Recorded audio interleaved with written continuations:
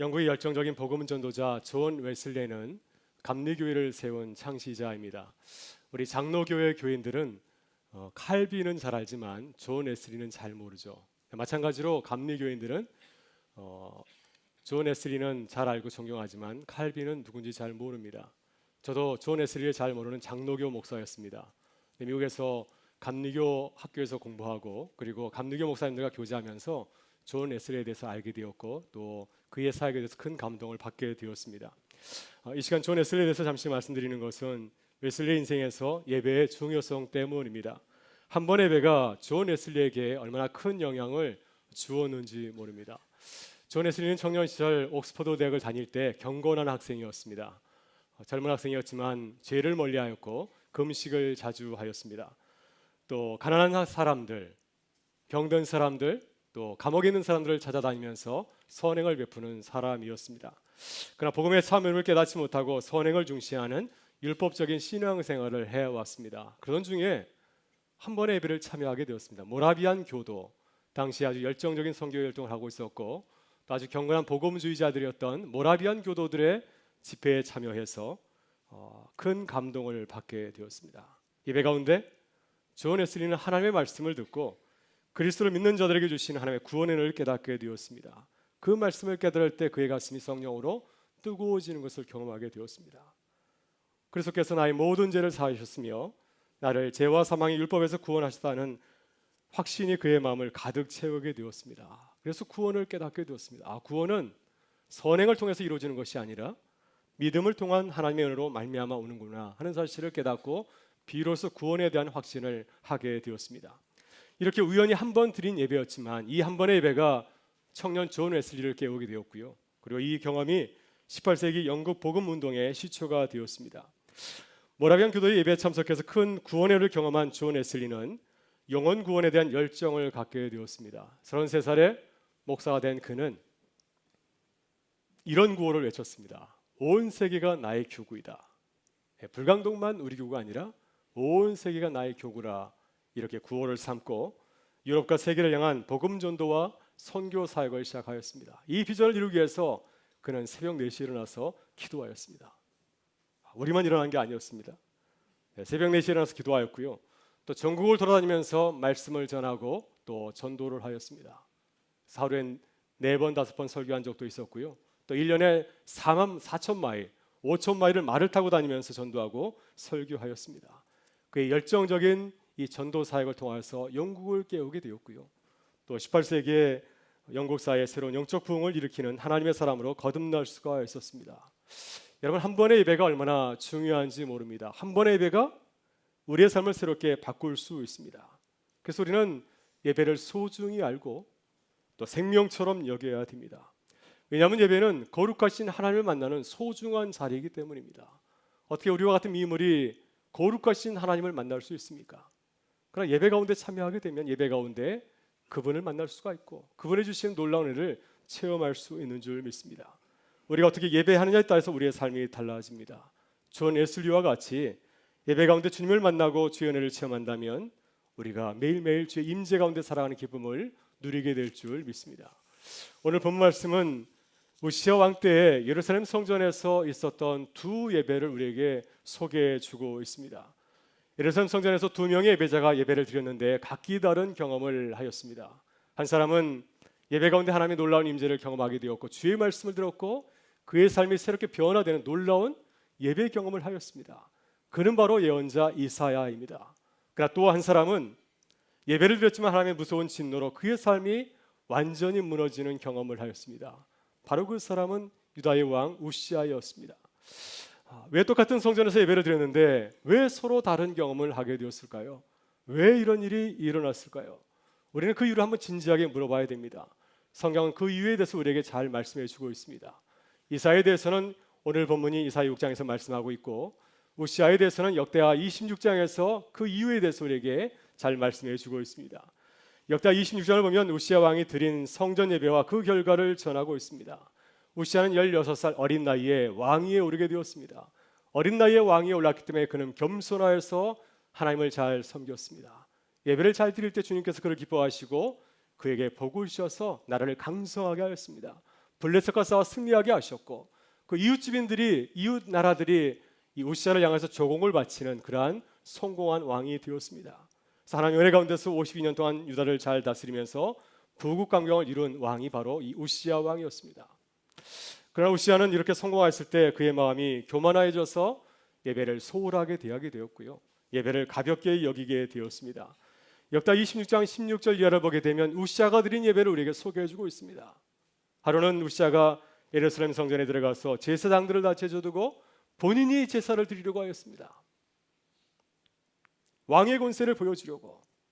나는 왕이니까 이 정도 다 할 수 있지. 왕의 권세를 보여주기 위해서 직접 거룩한 향단에 분향하려고 하였습니다. 제단에 분향하는 일은 왕이 하는 것이 아니라 하나님께서 제사장에 주신 거룩한 제사의 일입니다. 그러나 이를 무시하고 본인이 직접 제사를 드리려고 하였습니다. 그때 제사장들이 깜짝 놀랐습니다. 이거 하나님께서 금하신 일이기 때문에 저가면 큰일 나는다면서 왕을 제지했을 때 오히려 그는 크게 화를 내면서 제사장들 자기에서 물러가게 하였습니다. 바로 그때 놀라운 일이 일어났습니다. 우시아가 성전에서 제사장을 물러가고 스스로 제사를 드리려고 할 때 바로 그 순간에 그 이마에서 나병이 발하게 되었습니다. 제사장들이 그의 이마에 난 나병을 보면서 그를 성전에서 내어 쫓았고 결국 그는 왕에서 물러나게 되었고 평생 결궁에서 살다가 나병 환자로 세상을 떠나게 되었습니다. 여러분, 왜 우시아는 이런 행동을 하였을까요? 우리는 그 행동을 두 가지 단어로 말해볼 수가 있습니다. 그것은 교만과 오만이었습니다. 하나님의 은혜로 나를 강성하게 만들었지만 그 은혜를 잊어버리고 나의 힘으로 나를 강성하게 만들었다고 착각하게 되었습니다. 그래서 스스로 마음이 교만해졌을 때 하나님 앞에서 오만하게 행동하였습니다. 자신이 직접 제사를 드리려고 하였습니다.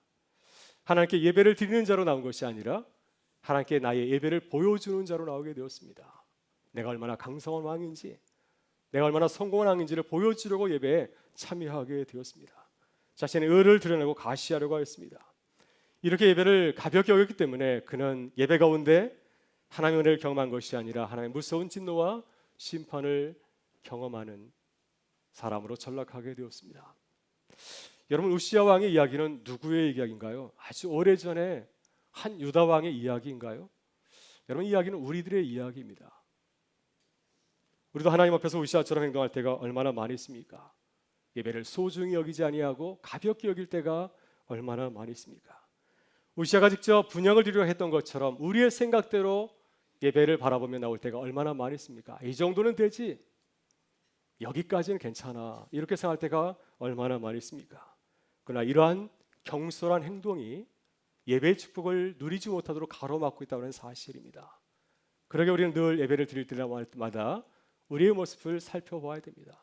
익숙하게 나오는 것이 아니라 때로 우리가 불편한 마음을 가지고 나오는 것, 이것이 보다도 예배자의 마음에 가깝다고 하는 것입니다. 오늘 본문에서 하나님은 이사야가 예루살렘 성전에서 드린 예배를 소개하고 있습니다. 이사야는 우시아 왕이 드렸던 똑같은 성전에서 예배를 드렸지만은 그러나 전혀 다른 예배를 드렸습니다. 같은 예배 장소였지만 전혀 다른 예배의 경험을 하였습니다. 놀라운 은혜를 경험하게 되었습니다. 우시아처럼 무서운 하나님의 진노와 심판을 경험한 것이 아니라 하나님의 놀라운 은혜와 축복을 경험하였습니다. 예배 가운데 하나님을 만나게 되었고요, 하나님의 말씀을 들었고 또 내게 주신 하나님의 놀라운 비전과 소명을 듣는 예배의 경험을 하게 되었습니다. 어떻게 이사야가 이렇게 이사야와는 달리 이런 풍성한 예배의 경험을 하게 되었을까요? 우리는 그 이유를 1절에서 생각해 볼 수가 있습니다. 오늘 본문 1절은 이렇게 시작하고 있습니다. 우시아 왕이 죽던 해에 내가 본지요. 이사야가 예루살렘 성전에서 놀라운 예배 경험을 하게 되었는데 언제 그 일이 일어났습니까? 우시아 왕이 죽던 그 해에 내가 이러한 놀라운 역사를 경험하게 되었다고 하는 것입니다. 여러분, 이사야는 제사장이었습니다. 그렇기 때문에 제사장으로서 우시아 왕이 예루살렘 성전에서 행한 그 일을 너무너무 잘 알고 있었습니다. 그 놀라운 사실을 알고 있었기 때문에 이사야는 예배를 드리고 나올 때마다 두렵고 떨리는 마음으로 하나님 앞에 나오게 되었을 것입니다. 이렇게 하나님을 경외하는 마음으로 나올 때 만군의 요 하나님을 만나는 놀라운 예배의 세계를 경험하게 되었습니다. 이것이 예배를 가볍게 여겼던 우시아 왕과 또 이사야 선지자의 중요한 예배의 자세의 차이라 할 수 있습니다. 오늘 이사야 6장 말씀은 두렵고 떨리는 마음으로 예배를 드렸던 이사야의 이야기입니다. 오늘 우리는 어떤 마음가짐을 가지고 나오셨나요? 두렵고 떨리는 마음으로 주님 앞에 나오셨습니까? 오늘 주님은 두렵고 떨리는 마음으로 나오는 예배자들에게 주시는 하나님의 은혜를 소개하고 있습니다. 오늘 이 시간 이 은혜를 우리가 함께 사모하기를 간절히 바라고요. 우리의 삶의 자리에서 하나님의 은혜를 경험하고 누리는 예배자들로 거듭나실 수 있기를 주의 이름으로 축원합니다. 먼저 주님은 예배 가운데 우리를 만나 주신다고 약속하셨습니다. 이사야는 성전에서 예배드릴 때 영광스러운 하나님의 임재를 경험하였습니다. 그가 예루살렘 성전에서 두렵고 떨리는 마음으로 나오게 되었을 때 하늘이 열리는 경험을 하였습니다. 하늘의 보좌를 바라보게 되었고 그 보좌 가운데 하나님이 앉아 계시고 하나님의 그 영광스러운 옷자락이 성전 가운데 가득 채운 것을 보게 되었습니다. 전사들의 우렁찬 노랫소리가 성전을 울리고 있었고 하나님의 임재를 상징하는 연기가 성전 안에 가득 차 있었습니다. 하나님의 보좌 위에 천사 스랍들이 6날개를 가지고서 자신의 얼굴과 발을 가리고 서로 화답하면서 찬양하였습니다. 거룩하다 거룩하다 거룩하다 만군의 여호와여 그의 영광이 온 땅에 충만하도다. 이사야의 눈이 열렸을 때 성전에서 경험한 놀라운 사건이었습니다. 이렇게 영광스러운 하나님의 임재를 경험할 때 이사야는 자신의 모습을 깨닫고 자신의 죄를 고백하였습니다. 바로다 내가 죽게 되었도다. 나는 입술이 부정한 자인데 영광스러운 주님을 만났기에 나는 죽게 되었도다. 거룩하신 하나님 앞에서 자신의 죄스러운 모습을 깨닫게 되었습니다. 여러분 우리가 가장 많이 저지른 죄악이 입술로 짓는 죄가 아닐까요? 우리 입술로 얼마나 남을 비방하고 비난하고 비판하며 정죄하며 살아가고 있습니까? 이사야도 성전에 나올 때 늘 우시아를 생각하면서 내가 우시아보다 낫지 나는 의로운 자 이런 마음을 가지고서 예배 자리에 나오게 되지 않았겠습니까? 그러나 영광스러운 하나님의 빛이 그의 마음을 비추을 때 자신의 은밀한 죄악이 그대로 드러나게 되었습니다. 그래서 자신의 죄를 있는 그대로 다 고백하였습니다. 그때 전사 스랍이 제단 숯불에 있는 그 제단의 숯불을 가지고 와서 그의 입술을 대며 그에게 놀라운 제2용서의 은혜를 선포하였습니다. 보라 제단 숯불이 내 입술에 닿았으니 내 악이 제거되었고 내 모든 죄악이 사하여졌느니라. 여러분 우리가 예배를 드리는 이유는 무엇인가요? 왜 우리는 예배를 드리러 나왔습니까? 예배를 드리러 나오는 가장 중요한 이유는 주님을 만나기 위해서입니다. 만약 우리가 주님을 만나지 않는다면 예배는 우리에게 아무런 의미가 없습니다. 예배를 드리면서 주님을 만나지 못했다고 한다면 가장 중요한 예배일을 하지 못한 것입니다. 가장 중요한 것을 깨먹고 예배를 드린 것이 아니겠습니까? 그래서 우리는 늘 주님을 예배를 드리러 나올 때마다 기억해야 됩니다. 내가 주님을 만나야지. 주님을 만난 일에 가장 힘을 써야 됩니다. 그래야 우리들 예배 가운데서 주님이 주시는 구원의 기쁨과 감격을 누릴 수 있기 때문입니다. 또 한 가지 우리가 주님을 만나러 나올 때 꼭 기억해야 할 것이 하나 있습니다. 그것은 우리의 죄를 고백하고 사함을 받는 것입니다. 하나님 앞에서 우리의 모습을 있는 그대로 다 노출하고 주님의 구원의 은혜를 받는 것이죠. 이사야와 같이 나의 모든 죄악을 주님 앞에 드러내고 통회하며 자복하는 것입니다. 하나님 내가 죽게 되었나이다. 주께서 나의 죄를 사하지 아니하시면 난 도저히 이 죄의 자리에서 승리하며 살아갈 수 없습니다. 제발 나를 사하여 주옵소서. 이렇게 예수 그리스도의 보혈의 피로 나의 모든 죄악이 속장을 받는 그 은혜를 누릴 때 우리는 자유하며 이 땅을 살아갈 수 있는 줄 믿습니다.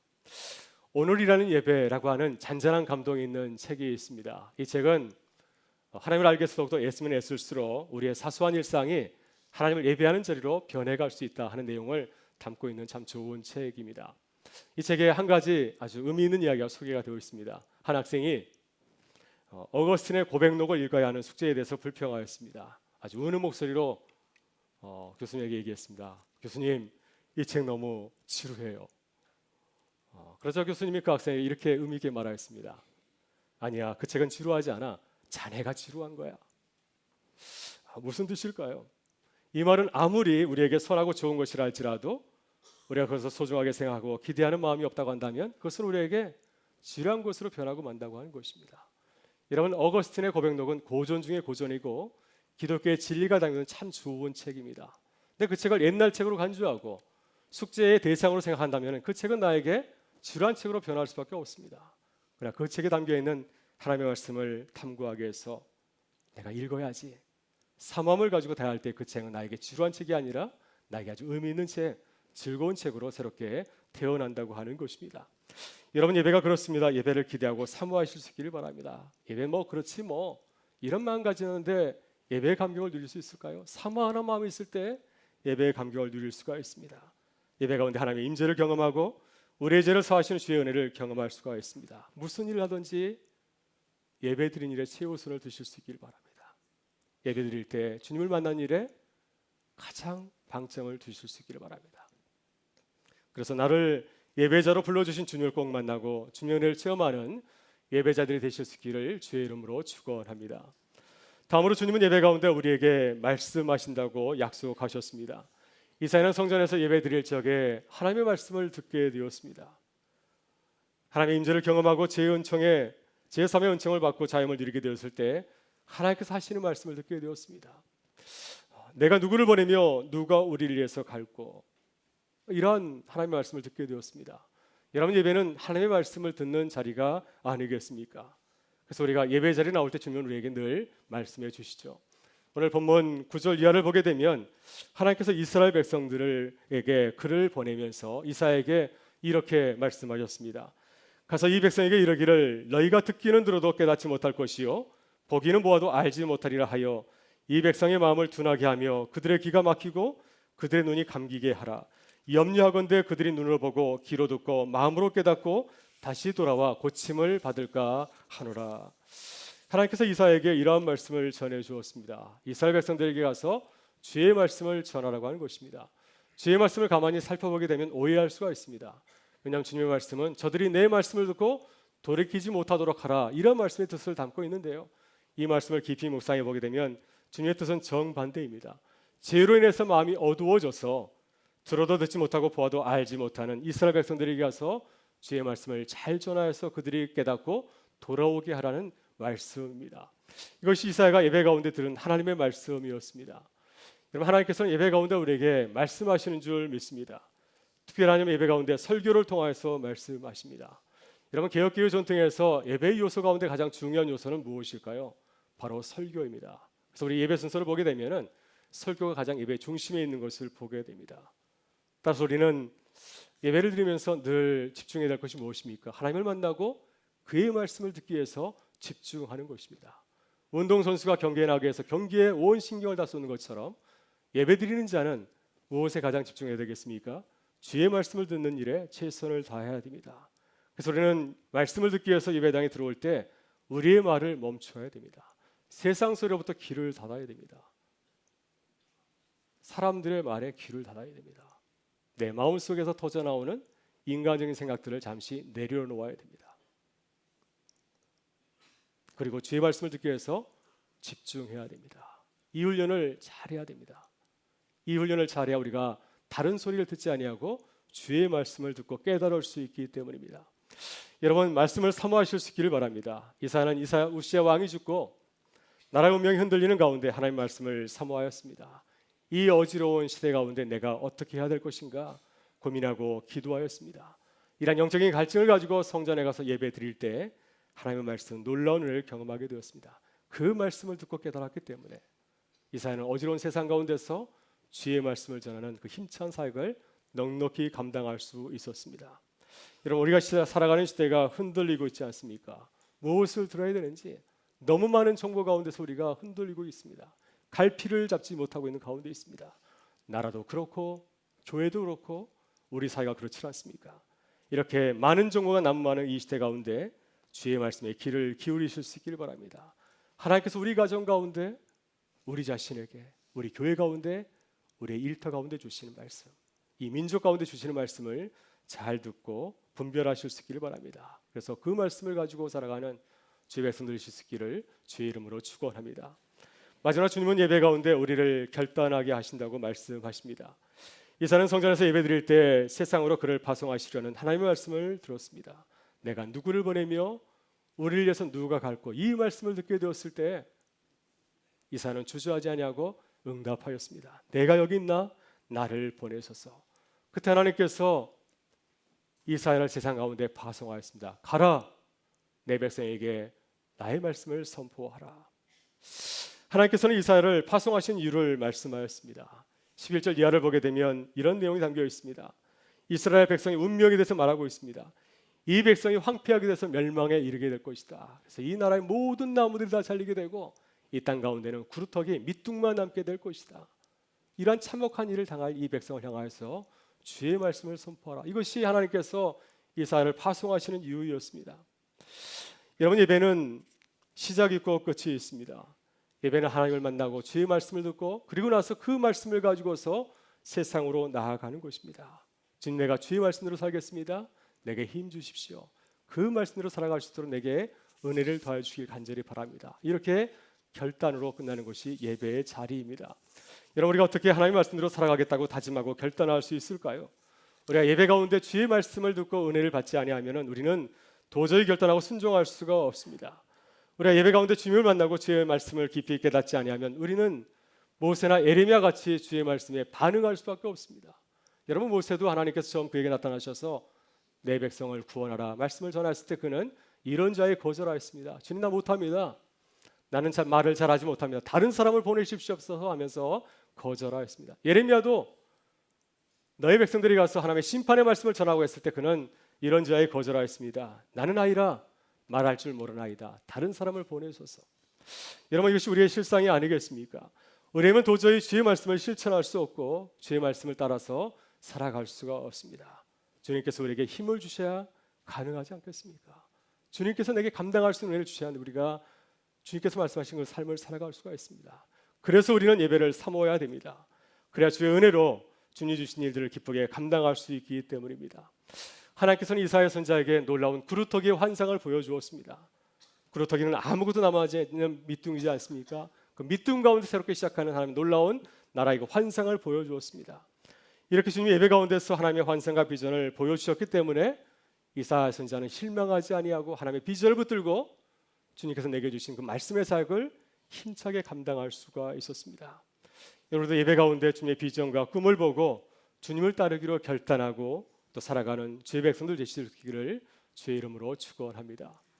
마지막으로 제 친구 목사님 아들 이야기를 하고 말씀을 마치고자 합니다. 제 친구 목사님 아들은 장애를 겪고 있습니다. 나이가 이제 20살이 넘었는데 태어날 때부터 앞을 보지 못하고요. 또 자폐장을 앓고 있습니다. 요즘은 며칠씩 잠을 잘 이루지 못해서 힘들어할 때가 참 많이 있습니다. 사는 게 아니죠. 근데 이 아들이 가끔 기분이 좋을 때 있잖아요. 마음이 좀 편할 때, 여유가 있을 때 즐겨 부르는 찬양이 하나 있습니다. 지금 목사님과 사모님이 처음에는 그 찬양이 무슨 노래인지 몰랐는데 나중에 그 찬양을 알고 그 가사를 새기면서 큰 은혜를 누렸습니다. 바로 그 찬양은 주 임재 안에서라고 하는 찬양입니다. 그 가사가 이렇습니다. 내 모든 것 나의 생명까지 나 주님 앞에 드립니다.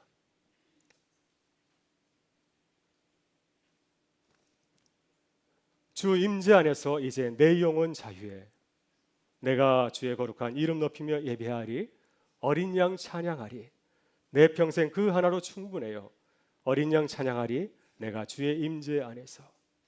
저도 친구 목사님의 아들이 부르는 그 찬양, 희미한 가사지만은 그 노래를 듣고 큰 은혜를 받았습니다. 이 아들은 심한 장애를 겪고 있지만 이 노래로 주님을 예배하며 찬양하고 있습니다. 비록 몸은 힘들지만은 주님의 임재 안에 거하기를 노래하고 있습니다. 내게 주어진 삶, 앞을 보지 못하고 자폐의 삶을 살고 있고 며칠 밤 잠을 못 이루는 그러한 삶, 주께서 내게 주신 삶이지만은 그 삶을 감당하려고 주의 임재를 사모하고 있습니다. 여러분, 이것이 예배의 힘이 아닐까 생각이 들고요. 바로 이 마음이 예배를 사모하는 마음이 아닐까 하는 생각이 듭니다. 오늘 주님은 우리를 부르시고 초대하십니다. 우리들이 거룩하신 주 임재 안에 거할 때 주님으로 만족하며 살아가게 될 줄 믿습니다. 그래, 날마다 주님을 만나기를 사모하고 주의 말씀 듣기를 즐겨 하실 수 있기를 바랍니다. 그래서 우리가 세상 가운데 살아가지만은 늘 주님의 임재 안에 살아가는 또 승리하는 주의 백성들 되실 수 있기를 주의 이름으로 축원합니다. 우리 다 같이 일어나셔서 함께 찬양하도록 하겠습니다.